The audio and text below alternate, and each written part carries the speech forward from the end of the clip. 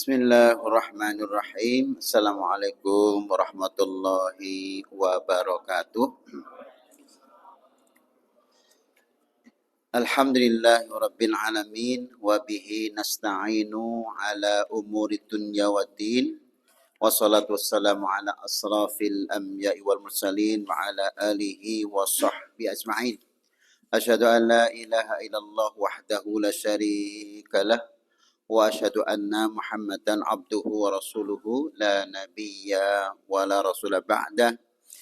Yaqulu azza wa jalla ya ayyuhalladzina amanu taqullaha haqqa tuqatih wa la tamutunna illa wa antum muslimun. Wa qala azza wa jalla fi haditsil qudsi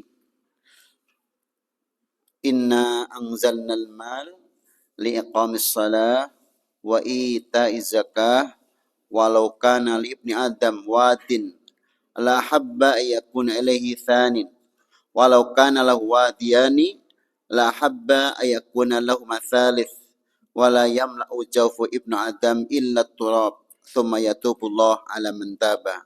Rawahu Ahmad wa Tabrani. Hadirin bapak-bapak, ibu-ibu yang Allah muliakan, alhamdulillahirabbil alamin. Kita panjatkan rasa syukur kita kepada Allah atas nikmah yang banyak sekali. Nikmah berupa badan saja Allah berikan pikiran, otak. Di samping itu Allah masih berikan lagi pendengaran, penglihatan, lisan, rasa untuk menyempurnakan kenikmatan kita. Di sisi itu Allah juga masih berikan sarana hidup berupa harta benda yang sebelumnya disarani dengan pekerjaan yang halal, yang dari pekerjaan yang halal itu bisa kita saling silaturahmi, membangun hidup kebersamaan di tengah-tengah masyarakat, sehingga dari silaturahmi itu akan memunculkan rezeki yang kita inginkan, apalagi di era terakhir ini dengan banyaknya follower, banyaknya link, banyaknya teman, banyaknya pengikut. Itu betul-betul sudah kita rasakan kita akan mendapatkan rezeki. Dari rezeki itu kita bagi lagi untuk saudara kita yang membutuhkan. Mungkin ada fakir, ada miskin, ada yatim, ada piatu. Untuk sarana pendidikan Islam, sarana dakwah, dan sarana perjuangan.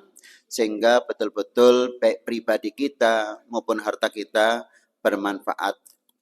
Manfaat tidak untuk diri kita, tapi manfaat untuk keluarga. Tidak saja untuk keluarga, tapi manfaat untuk masyarakat kita semuanya. Alhamdulillahirabbil alamin. Yang kedua, senantiasa kita panjatkan salawat dan salam kepada Rasul yang senantiasa kita teladani ungkapan-ungkapan perkataan beliau yang ketika beliau mengungkapkan sesuatu pasti dasarnya adalah wahyu. Karena memang wa ma yantiqu 'anil hawa in huwa illa wahyu yuha. Sehingga ketika Rasulullah menyampaikan sesuatu pasti dampingannya adalah wahyu. Sementara wahyu itu kadang sebagian disampaikan oleh Allah lewat Jibril, kadang langsung. Maka baik itu hadis qudsi maupun Al-Qur'an Karim, kedua-duanya adalah wahyu. Hanya yang bedakan hadis qudsi adalah redaksi dari Rasulullah, tetapi dari sisi makna dari Allah SWT. Untuk itu pada malam hari ini kita akan melanjutkan tentang pembelajaran kita hadisul qudsi, yang hari ini kita akan belajar tentang hadis Nabi, yang itu yang menyampaikan Allah. Saya ulang lagi, isi dari Allah yang menyampaikan Rasulullah.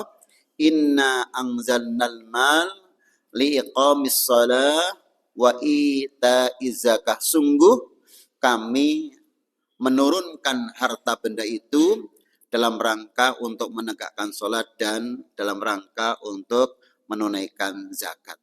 Jadi sekilas hadis qudsi ini memberikan kabar gembira kepada kita selama kita mau menegakkan sholat, selama kita mau menegakkan zakat, sedekah, infak, hibah, bahkan wakaf, Allah pasti akan menurunkan harta benda kepada kita. Ini sebuah jaminan. Taib, kita pelan-pelan akan bahas satu persatu, baik itu hadis maupun ayat Al-Quran.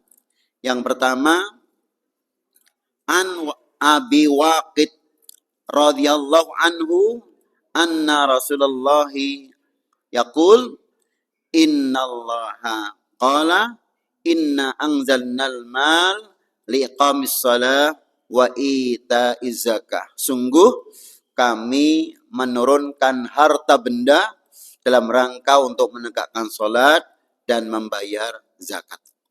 Ini hadis sekaligus menjadi judul dalam pembahasan kita. Kemudian kelanjutan dari hadis qudsi ini, dan nanti monggo ini bisa kita sinkronisasikan dengan diri kita, iya atau tidak hadis Nabi ini. Kalau iya, berarti memang Nabi itu seolah-olah menjadi ahli psikolog, ngerti tentang kejiwaan kita, tentunya karena dibimbing oleh wahyu. Sampai Rasul mengatakan, seandainya manusia mempunyai satu lembah emas, pasti dia menginginkan lembah yang kedua. Seandainya manusia itu sudah diberikan lembah emas yang kedua, pasti menginginkan lembah emas yang ketiga. Terus tidak ada berhentinya sampai dia meninggal dunia, sehingga illa turab thumma yatubullah ala man taba. Kemudian kecuali sampai tanah yang kan sampai tanah yang akan nguruk dia. Artinya sampai meninggal, manusia ini tidak akan lelah untuk mencari harta benda. Ternyata hadis qudsi ini didukung yang kedua, semakin manusia itu besar, semakin manusia itu dewasa, yakbaru ibnu Adam wa yakbaru ma'ahu ithnani, hubbul mal wa tulul umur. Riwayat Bukhari dan Muslim, manusia, anak Adam itu semakin tua, dan dua perkara semakin besar pula kecintaannya. Satu, cinta akan harta. Yang kedua, hampir semua manusia cinta pingin umur panjang. Semakin usianya tua, semakin mencintai harta benda yang dimiliki, maka tidak salah punya ungkapan kalimat, so iki kibar pensiunan. Kenapa begitu?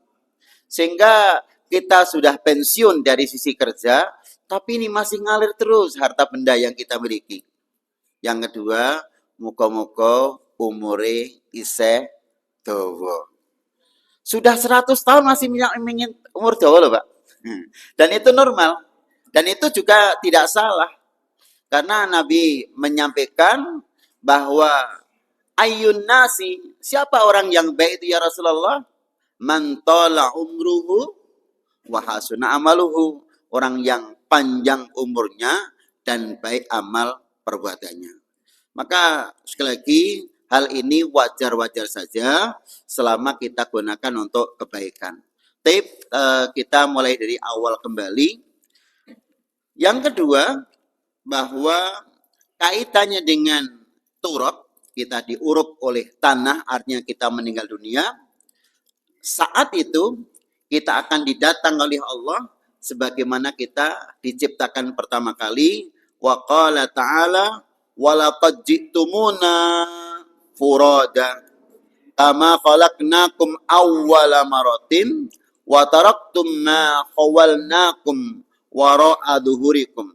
Al-An'am 94. Walaqad ji'tumuna, ini kamu benar-benar datang kepada kami furada, sendiri-sendiri. Walaupun kita itu suatu saat meninggal bersama-sama, mungkin karena musibah, kecelakaan, entah itu pesawat kalau kita terbang, entah karena badai, entah kena tsunami, tapi ketika datang kepada Allah, seolah-olah kita itu sendiri-sendiri, tidak bersama-sama. Sebagaimana kami ciptakan kamu pada mulanya sendiri-sendiri. Mungkin satu hari ada anak yang lahir 100. Yang dulu pernah kami sampaikan, untuk mencari tanggal yang bagus 12 12 2012. Itu di Surabaya ada ibu-ibu yang hamil menginginkan kelahirannya pada tanggal 12 bulannya 12 2012. Nah, ini nyari tanggal kembar. Kemarin berdasarkan pantauan banyak teman-teman yang ngurusi Lazada, Shopee juga, tanggal 12 bulan 12 tahun 2024 ini, laris banget nih jualan di Shopee, Lazada dan sebagainya. Kemudian kita tanya sebutnya apa hubungannya? Cari event aja, momen saja atau sekedar kenangan. Nah, kita kembali kepada hadis, sungguh kamu suatu saat nanti akan kembali kepada kami secara sendiri-sendiri, sebagaimana kamu dulu aku ciptakan sendiri-sendiri. Ketika kamu sudah aku ciptakan, kamu hidup di dunia, kemudian taraktum ma khawalnakum wara'a dhuhurikum, kamu akan meninggalkan semua yang pernah kamu miliki. Kamu pernah memiliki istri, bagi seorang suami, istrimu kamu tinggalkan.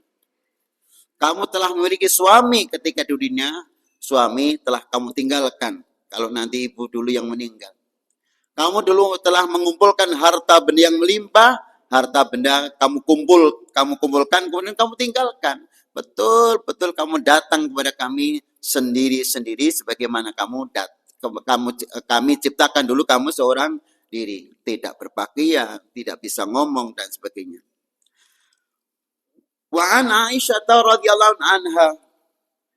Kemudian hadis ini bersumber dari Aisyah radhiyallahu anha, ya Rasulullah, inna rijal wa nisa sayuhsaruna jami'an yang turu ba'dahum ila ba'din.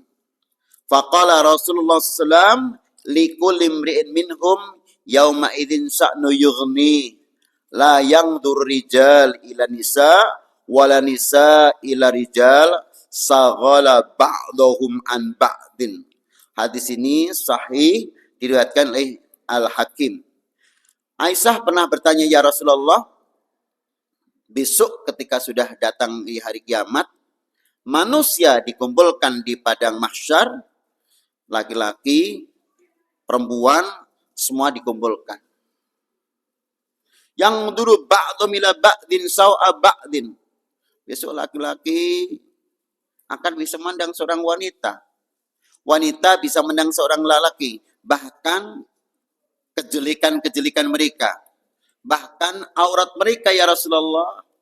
Aku malu. Iya, aku malu. Kita datang kepada Allah, uratan, ufatan, hurlan. Yang laki-laki telanjang bulat, tidak berpakaian, tanpa sandal, seperti orang yang belum berkhitan. Faqala Rasulullah SAW, likulli imri'in minhum yawma idzin sya'nu yughni. Enggak seperti itu, istriku Aisyah. Besok setiap manusia itu sibuk mengurusi diri sendiri. La yangdur rijal ila nisa, tidak mungkin akan seorang laki-laki akan melihat para wanita. Begitu juga sebaliknya, wanita-wanita tidak akan melihat laki-laki karena mereka sibuk akan mengurusi diri sendiri. Bagaimana nasib yang akan didapatkan setelah di padang mahsyar tersebut. Saghala ba'duhum an ba'din, mereka sibuk satu dengan lainnya. Mengapa? Li syiddatil haul wa intidarihi ma yahsulahu minal fars minallahi ta'ala. Mereka saking syiddatul haul, rasa ketakutan yang memuncak. Apa yang akan didapatkan? Apa nasib yang akan didapatkan setelah terjadi padang mahsyar? Imma saqulat mawazinuhu, mungkin berat kebaikannya, mungkin berat keburukannya, mungkin ringan kebaikannya, mungkin ringan keburukannya. Fa amma man saqulat mawazinuhu fa huwa fi 'aisyatir radhiyah. Beruntunglah orang-orang yang amal kebaikannya berat, maka dia fi 'aisyatir radhiyah, akan mendapatkan surga dalam kehidupan yang Allah ridho. Sebaliknya, apabila kejelekannya itu lebih berat daripada kebaikannya, fa ummuhu hawiyah, tempat tinggalnya di neraka hawiyah, wa ma adraka mahya narun hamiyah. Sehingga nggak sempat akan melihat telanjangnya lawan jenis, karena dia akan mengurusi diri sendiri saja pusing. Qala ta'ala aina jama'ta aina maqadamta li nafsik. Maka saat itu di padang mahsyar pun Allah akan menanyakan, mana harta benda yang dulu kamu kumpulkan, mana barang-barang yang kamu cintai. Fala yarahu, dia tidak akan melihat sesuatu. Maka ketika manusia dikumpulkan dalam keadaan hufatan, uratan, hurlan, dalam keadaan tanpa alas kaki, tanpa pakaian, tanpa apapun, sehingga manusia dikumpulkan dalam keadaan belum berkhitan yang laki-laki dan tanpa membawa sesuatu. Kemudian yang ditanyakan, kok tidak membawa sesuatu? Kalau begitu yang dibawa apa? Yadba'ul mayyit thalath, yang mengikuti mayit itu ada 3. Yang mengikuti mayit ketika ke kuburan itu ada 3. Fayarji'u ithnani, maka akan kembali ke rumah 2, yang 1 tetap menyertai mayit. Apa itu? Yadba'ul mayyit thalatha fayarji'u ithnani wa yabqa ma wahid yadba'uhu ahluhu wa maluhu wa amaluhu. Akan mengikuti seorang mayit ketika di kuburan itu keluarganya, hartanya, amal perbuatannya, baik dan buruknya. Fayarji'u ahluhu wa maluhu. Kemudian ketika setelah selesai penguburannya, keluarga dan hartanya balik ke rumah masing-masing, hartanya juga dibawa oleh pemilik harta itu masing-masing, wayabqa, kemudian tinggal 1 yang menyertai jenazah, amaluhu, amal perbuatannya. Maka Bapak Ibu, alhamdulillah pada sore hari ini kita sedang mencari harta, kita sedang mencari amal yang akan kita bawa nanti mati, yaitu amal dalam bentuk ilmu. Karena ilmu akan memberikan arahan-arahan, bimbingan-bimbingan kepada kita bagaimana kita untuk menelusuri kehidupan dunia ini. Kaitannya dengan aina, mana yang kamu kumpulkan, mana yang kamu sukai, cintai, wa tuhibbunal mal hubban jamma. Dan manusia rata-rata mencintai harta itu dengan kecintaan yang berlebih-lebihan. Untuk itu kecintaan harta yang berlebih-lebihan itu memang tidak diperkenankan, tetapi selama itu untuk 3 hal, maka akan diberikan oleh Allah dengan beberapa derajat. Maka hadis Nabi yang kami kutip dari buku hadis qudsi ini, innamad dunya li arba'ati nafarin. Sungguh dunia itu untuk 4 kelompok. Abdun razaqahullahu malan wa ilman. Yang pertama, hamba yang Allah berikan rezeki, harta dan ilmu. Ini lengkap ini, harta dan ilmu. Fahuwa yattaqi fi rabbahu, dengan harta yang Allah berikan, dengan ilmu yang Allah berikan, digunakan sarana sebagai takwa kepada Allah. Yang kedua, wa yasilu fihi rahimahu, digunakan harta dan ilmu tersebut untuk silaturahmi, menyambung persaudaraan. Yang ketiga, wa ya'lamu lillahi fi haqqahu, dan yang ketiga bahwa dia mengerti Allah itu punya hak, artinya digunakan untuk sedekah, infak, mungkin hibah, mungkin sampai wakaf. Fahadha bi'afdhalil manazil, maka yang demikian ini, orang yang Allah berikan harta, benda yang melimpah, ilmu yang tinggi, tapi sekali lagi digunakan 3 hal. 1, untuk bertakwa kepada Allah, mungkin dalam bentuk sholat dan sebagainya. Yang kedua, digunakan silaturahmi untuk keluarga dan teman-temannya. Yang ketiga, digunakan untuk infak, sedekah, hibah, wakaf. Maka inilah umat manusia, hamba yang paling tinggi kedudukannya. Maka selagi luar biasa nggih, jenengan di siang hari mencari maisha harta benda, di malam hari mencari ilmu. Wah, kalau setelah ini kita dapatkan, kemudian kita gunakan untuk tikal, jadi orang yang paling mulia. Siang harinya kerja, malamnya belajar ilmu, tambah lagi ibadah yang lainnya. Wa ja'anan nahara ma'asa, wa ja'anan laila libasa. Maka setelah kita dapatkan harta benda, yang kedua kita dapatkan ilmu, manfaatkan 3 hal. 1, yattaqi fi rabbahu, untuk sarana takwa kepada Allah.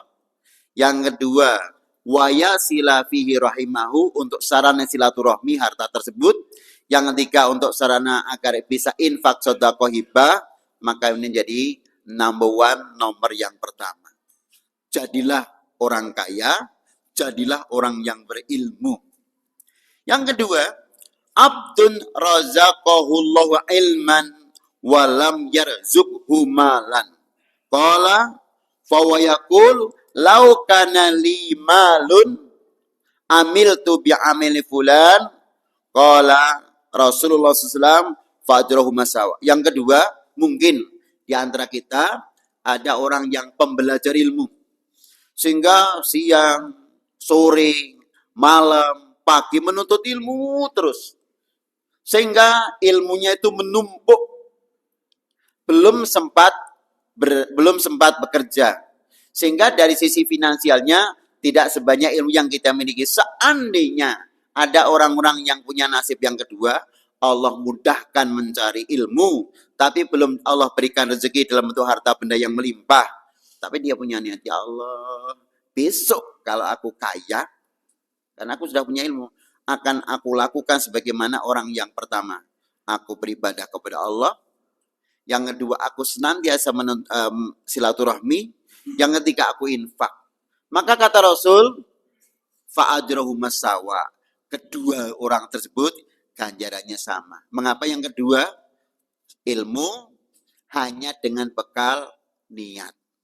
Hanya punya ilmu, tapi yang kedua punya bekal niat yang sama dengan orang yang kaya raya, itu sudah sama ganjarannya.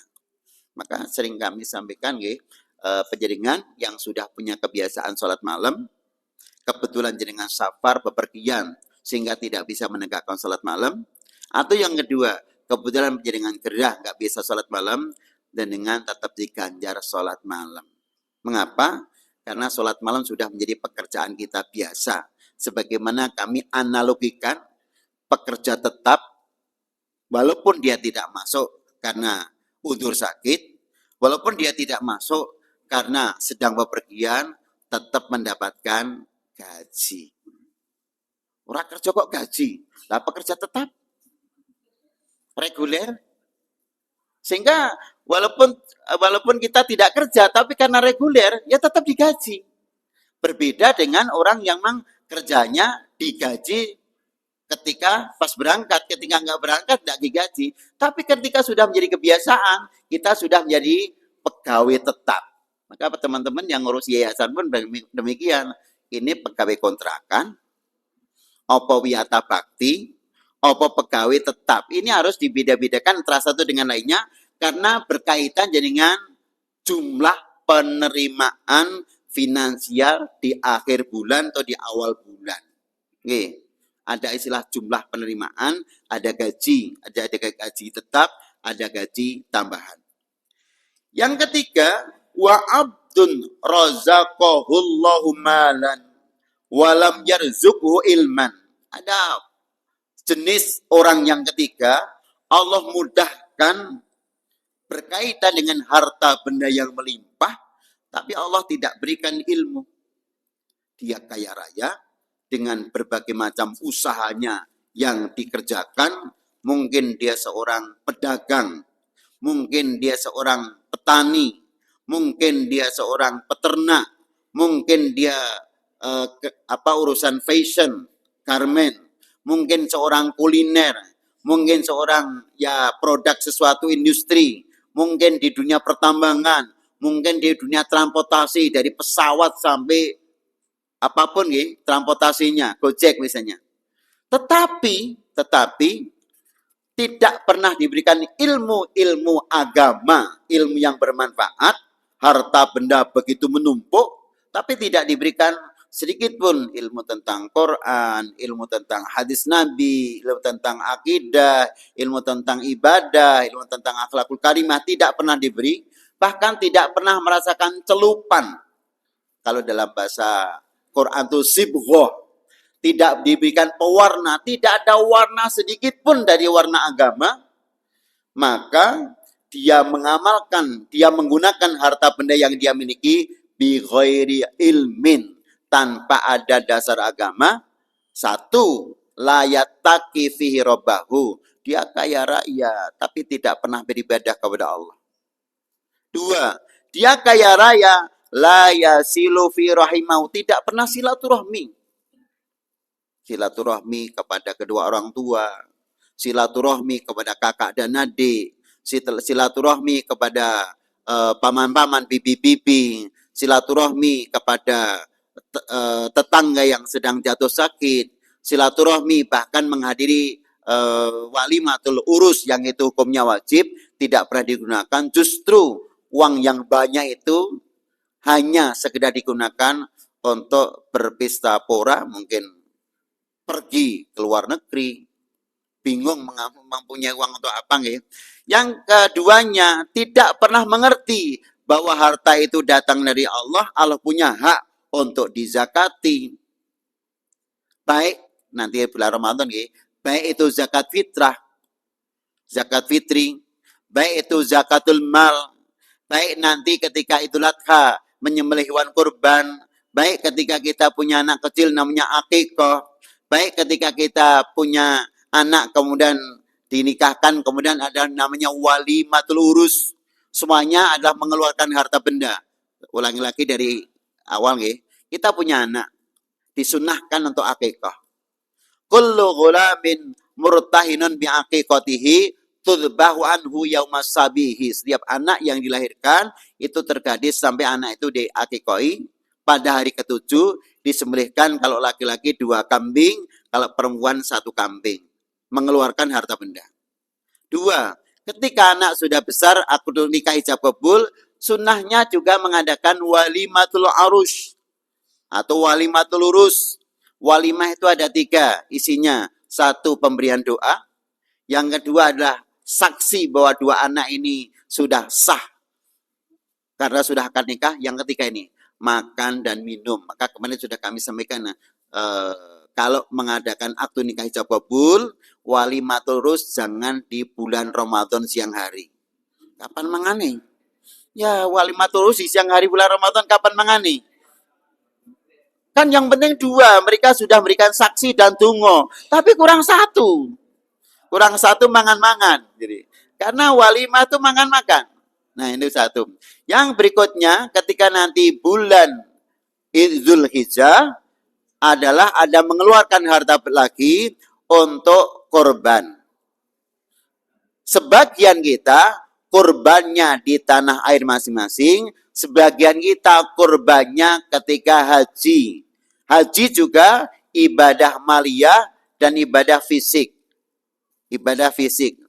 Kemudian nanti sebelum itu, nanti masih mendapatkan Ramadan, itu sunnah untuk melakukan iftar. Jadi sekali lagi kita sudah mau persiapan untuk memberikan iftar, berbuka puasa. Barang siapa yang memberikan iftar kepada orang yang berpuasa, dia mendapatkan ganjaran sebanyak orang yang berpuasa. Jadi dengan puasa, memberikan buka puasa, ganjarannya 2. Kemudian nanti selain iftar, yang kedua zakatul fitri. Makanan yang setiap hari dicerna di daerah masing-masing menjadi makanan pokok. Dan yang terakhir, kaitannya dengan zakatul mal. Ini semuanya ketika kita punya harta benda, digunakan untuk itu semuanya, mulai dari lahir ada akikah, sampai nanti walimah, sampai nanti Idul Adha, Idul Fitri, Idul Adha yaitu menyembelih kurban, maka jadi orang yang terbaik. Tapi ketika punya harta, 3-tiganya tidak. 1, bertakwa kepada Allah juga tidak. Digunakan silaturahmi juga tidak. Malah hanya dihabis-habiskan sekedar untuk menyenangkan kita, mungkin pikiran kita, walaupun akhirnya pulang juga capek lagi. Yang ketiga, tidak digunakan untuk zakat, infak, dan sedekah. Fahadha bi ahbathil manazil Maka Rasul mengatakan, inilah manusia yang terburuk. Maka orang kaya itu ketika tidak punya ilmu agama menjadi manusia terburuk. Tetapi yang terakhir lebih buruk lagi. Wa abdun lam yarzukhu malan wala ilman. Yang terakhir itu orang yang tidak Allah berikan rezeki, harta juga enggak.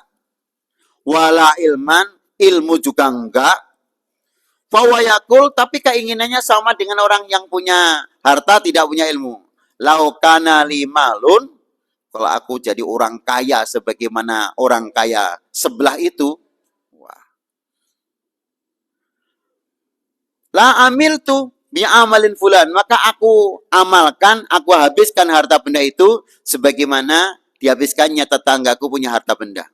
Juga tidak untuk bertakwa, juga tidak untuk silaturahmi, juga tidak untuk infak dan sedekah. Makanya Rasul sampai mengatakan fahya biniyatihi, maka dia itu walaupun tidak mengamalkan tapi hanya niatnya sudah jelek dulu, fa wizruhu masawa, maka dosanya sama. Wis ilmu tidak punya, harta tidak punya, niate elek. Itu entek-entekan, Pak. Entek-entekan. Maka Bapak Ibu yang kami hormati, kita kembali kepada awal. Inna anzalnal mala liqamis shalah wa ita'iz zakah. Sungguh aku, Allah, menurunkan harta benda untuk orang-orang yang mau menegakkan sholat dan orang-orang yang mau menegakkan zakat. Kita mulai dari urusan sholat terlebih dahulu. As-sholatu imaduddin. Sholat itu tiangnya agama. Maka barang siapa menegakkan tiang, faman aqomaha, faqad aqomadin, telah menegakkan agama itu sendiri. Faman tarokaha, dan barang siapa meninggalkan sholat, berarti faqad hadamaddin, berarti telah merobohkan, merusak agama itu sendiri. Maka materi sholat menjadi materi yang terpenting. Di antara sekian materi-materi yang ada, monggo nanti urusan masalah fikih, dari sekian masalah ibadah, monggo urusan sholat itu dinomorsatukan.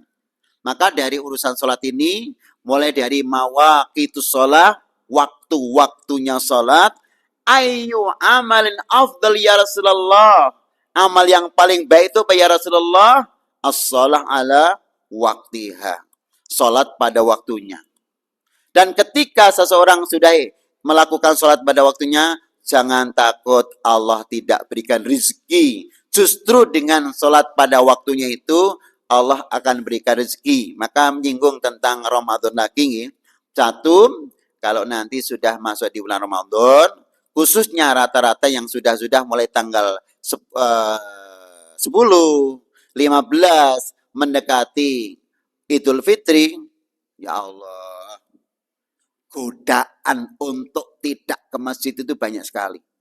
Nek zaman riyen nggih, zaman riyen tapi sakniki insyaallah tidak. Di pasar Klewer niku, anggere pun tanggal 10 niku bungkas-bungkus. Bungkus-bungkas. Niku orderan begitu banyak. Orderan begitu banyak.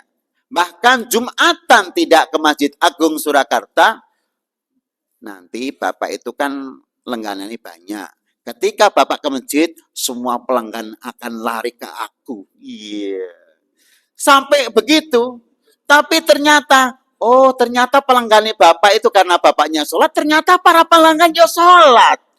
Ya, zero lagi. Kena frank lagi. Begitu Bapak. Rata-rata yang pedagangnya sholat di waktu tepat waktu, insya Allah punya pelanggan juga ahlus sholat.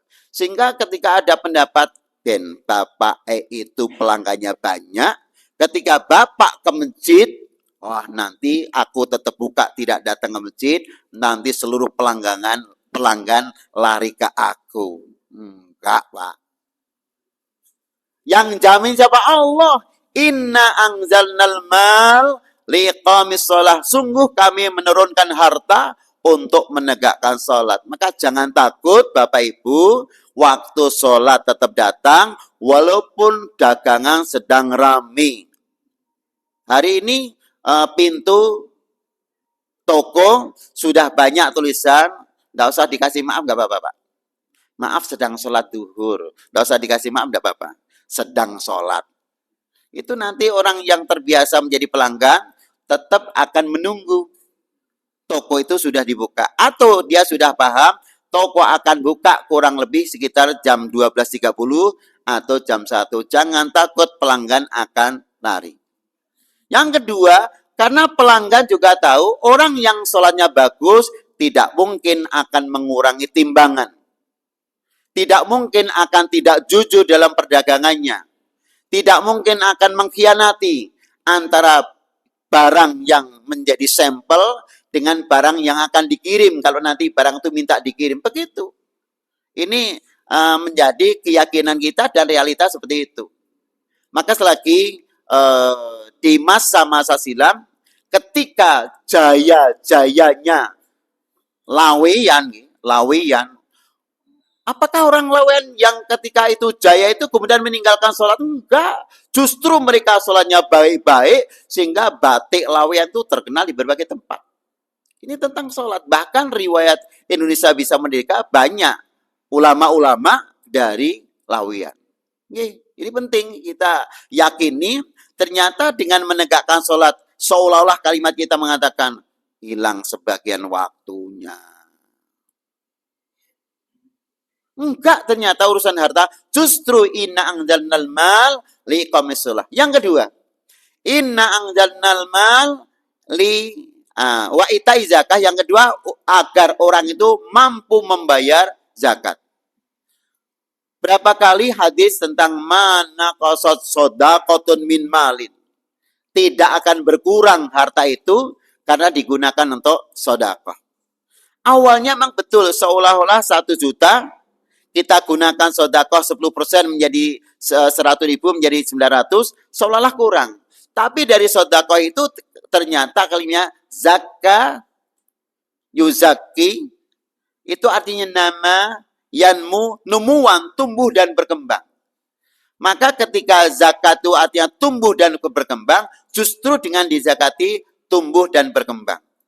Yang kedua, ternyata tumbuh dan berkembang itu akan menghilangkan hikat, menghilangkan iri. Jadi sebagian harta benda kita sedekahkan fakir miskin, sehingga dari fakir miskin yang awalnya dengki, iri, dia kaya, aku tidak kaya, bagaimana aku untuk mendapatkan sebagian harta yang dia miliki?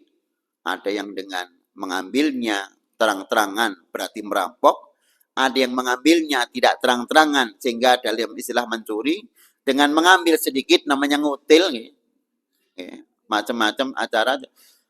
Ketika kita sudah berikan sebagiannya, rasa hikat dengki itu hilang karena dia pun ikut merasakan harta yang kita miliki. Sehingga menjadi yang merasakan tidak hanya kita. Kemudian yang kedua, dulu pernah kita sampaikan tentang sebagian harta benda kita untuk bangun masjid. Itu cerita tentang Utsman bin Affan radhiyallahu anhu yang sampai hari ini bi'ru rumah di kota Madinah masih ada. Rasul sampai menyampaikan man bana lillahi masjid dan banallahu lahu baitan bil jannah. Barang siapa membangun masjid karena Allah, Allah bangunkan rumah di surga. Maka ketika turun ayat, ya ayyatuhan nafsul mutmainnah irji'i ila rabbiki radiyatan mardiyah. Ya Utsman, ayat itu turun tak bang? Untuk kamu. Bahkan terakhir fathuli fi ibadi fathuli jannah itu untuk kamu ya Utsman. Kok untuk aku ya Rasulullah? Betul. Besok kamu akan meninggal dalam keadaan tenang sekali. Mengapa tenang? Ya ayatuhan nafsul mutmainnah. Irji'i ila rabbiki. Kamu balik lagi ke sisiku. Bareng teman-temanmu yang baik-baik, yang soleh-soleh. Dan masuklah ke dalam surga. Mengapa untukku ya Rasulullah? Siapa yang bangun Masjid Nabawi? Kamu. Man bana lillahi majidan, banallahu lahu baitan fil jannah. Maka Utsman, ya Allah, beliau sudah kaya, bangun Masjid Nabawi, ternyata tidak berkurang harta beliau dengan digunakan sebagiannya untuk bangun Masjid Nabawi. Walaupun saat itu bekerja sama dengan Abdurrahman bin Auf, juga tidak miskin. Kemudian selain itu dibantu kaitannya dengan ngapunten nggih kula bali milih materi makanan, minuman sabah Abu Tolhah. Beliau punya 2 petak tanah di belakang mihrab Masjid Nabawi. Itu tanahnya milik Abu Tolhah. Itu namanya disebut wakaf produktif. Tanahnya tetap tidak diwakafkan, hasilnya saja yang diwakafkan, maka seluruh hasil dari tanah itu untuk ahlu suffah, makanan, minuman yang mencari ilmu di Masjid Nabawi, suplai biaya makan minum disuplai oleh Abu Tolhah dari tanah yang dimiliki samping kanan mihrab Masjid Nabawi. Pertanyaannya, apakah dengan suplai makan minum itu kemudian Abu Tolhah miskin? Enggak, karena beliau masih punya tanah yang lainnya. Maka ini mungkin ada konsep baru. Bapak Ibu mungkin seandainya punya mobil lebih daripada 2 atau 3, ketika penjaringan sewakan di mungkin satu di antara mobil yang sewa itu, pokoknya mobil yang satu ini seluruhnya saya wakafkan. Mobilnya tidak saya wakafkan, hasil dari persewaan ini khusus untuk urusan makan minum masjid. Wah, itu akan mengikuti konsepnya Abu Tolhah. Oke, khusus makan minum. Kita sudah mendapatkan informasi di beberapa masjid. Ustaz, masjid ini untuk listrik habis berapa? Kalau luar Ramadan 2,5 juta. Kalau Ramadan 5 juta. Untuk Ramadan saat seluruh biaya listrik nanti aku yang nanggung. Aku nggak ngerti nanti dapat Lailatul Qadar atau tidak. Tapi setidaknya ketika urusan listrik, yang mereka baca Quran dengan listrik yang saya bayar. Mereka berwudu dengan menggunakan air kan, yang PDM itu yang bayar juga saya. Aku pengen dapat ganjarannya mereka tilawatul Quran, apalagi yang sampai 6 hari khotam sekali. Dulu pernah kami sampaikan 6 hari khotam sekali, 6 hari khotam sekali, 6 kali 5, 30, 1 bulan khotam 5 kali. Yang bayari listrik aku, Ustaz. Luar biasa. Saya bisanya hanya bayari listrik saja, Ustaz. Hanya bagian, sudah, tiap malam yang baca Quran berapa? Satu box itu snack harganya berapa? 10.000. Sudah nanti saya urusan snack saja. Biar mereka bacanya Quran tidak cepat ngantuk. Dia tidak cepat ngantuk apa? Kopi. Robusta. Kayu. Lampung. Masya Allah. Mereka suka kopi. Udah. Kopi ada pakai jahe, pakai ginger. Oke. Kopi, jahe. Biar tidak ngantuk. Pokoknya selama Ramadan kopi jahe, Ustaz. Dari saya. Tak datangkan dari Aceh Gayo. Monggo. Ini tentang kita sambil menjelang Ramadan. Ketika nanti Ramadan, sholat tetap ditegakkan, zakat ditegakkan. Jangan takut hari raya tidak punya uang. Justru jaminannya aku tetap sholat. Justru jaminannya sebagian harta yang aku dapatkan untuk infak, jangan akan Allah berikan harta benda yang melimpah. Inna anzalnal mal liqamis shalah wa ita'iz zakah. Sungguh kami menurunkan harta benda untuk menegakkan sholat dan membayar zakat. Maka semakin sholatnya bagus, semakin infak sedekah sampai nanti kurbannya bagus, insya Allah tidak akan jatuh miskin. Ini satu ilmunya begitu, tinggal nanti yang kedua yakin apa mboten. Nah, karena yakin mboten ini urusannya pribadi-pribadi kok. Ilmu mungkin sama-sama kita dapatkan, tapi tingkat keyakinan sendiri-sendiri. Nah, tingkat keyakinan sendiri-sendiri itu nanti menyebabkan tingkat amal kita juga sendiri-sendiri. Nah, ini sama-sama kita punya golongan 3A, infaknya beda-beda. Padahal pendapatannya sama. Sama-sama golongan 3B. Pendapatannya sama, gajinya sama, tapi infaknya berbeda-beda.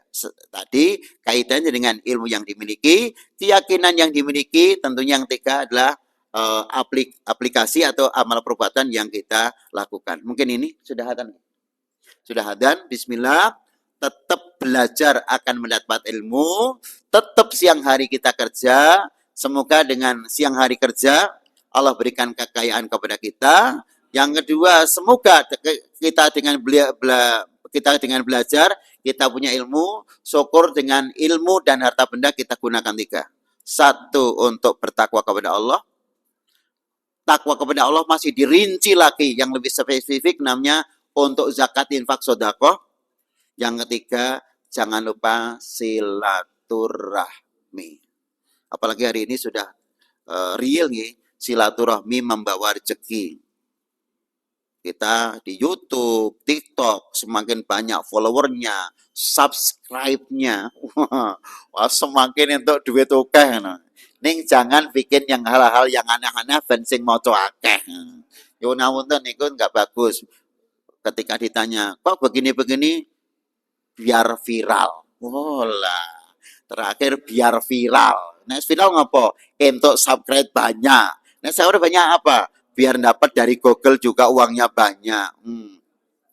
Monggo, ini yang penting bukan viralnya tapi kebenaran kita sebarkan. Sekian, semoga Allah senantiasa membimbing kita bersama sehingga dalam menelusuri perjalanan hidup ini kita tidak keliru jalan, karena sekali keliru jalan mungkin kita akan keliru selama-lamanya, apalagi yang sudah tua-tua, yang kita harapkan nanti kita pulang kepada Allah membawa amal kita masing-masing. Subhanaka Allahumma bihamdika asyhadu an la ilaha illa anta astaghfiruka wa atubu ilaik. Assalamualaikum warahmatullahi wabarakatuh.